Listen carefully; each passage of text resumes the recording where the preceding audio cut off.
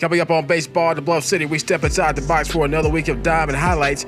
Rival games took center stage. Houston, Germantown diving head first into weekend action. Elsewhere, Bartlett and Arlington faced each other for the first time this season.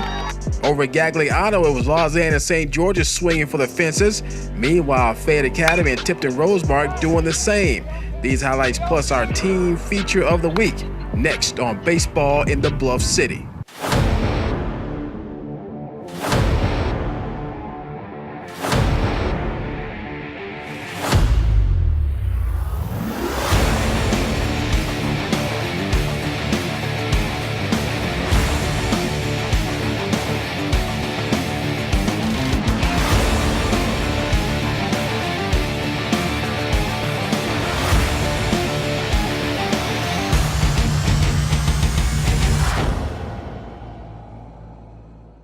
Baseball in the Bluff City begins on the mound at Germantown. A Red Devils Mustangs rival game.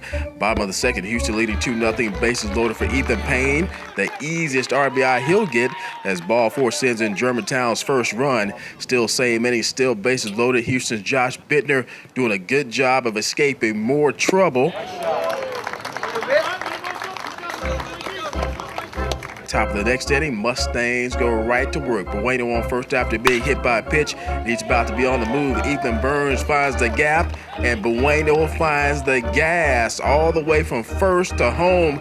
And here's the play at the plate.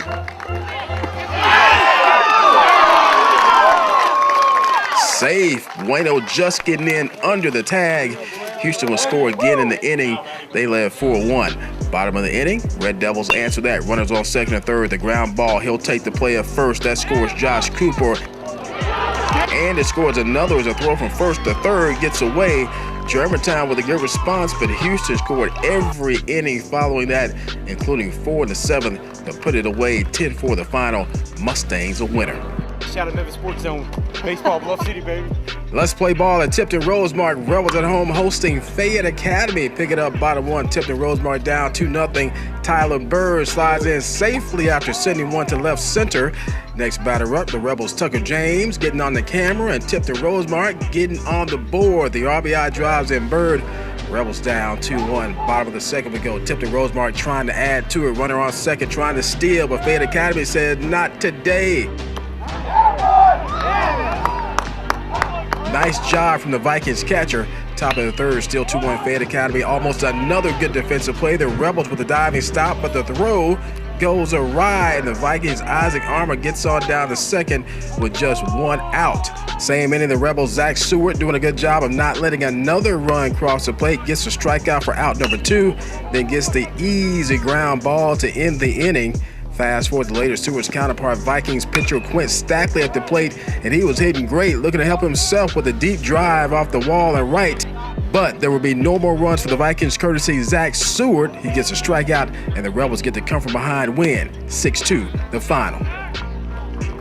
Let's swing to more rival game action now. Baseball in Bluff City taking you to Arlington. Tigers and Panthers going head-to-head for the first time this season.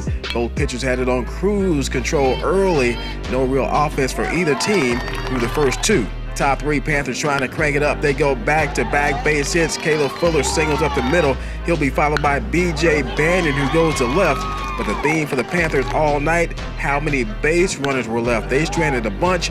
They strand both here. Still no score after 3.5. Bottom four, Tigers about to change that. A man on second for Adam Hughes, and Hughes coming up big. The deep fly to right center. That drives in the first and only run of the game. Arlington with a good 1-0 win.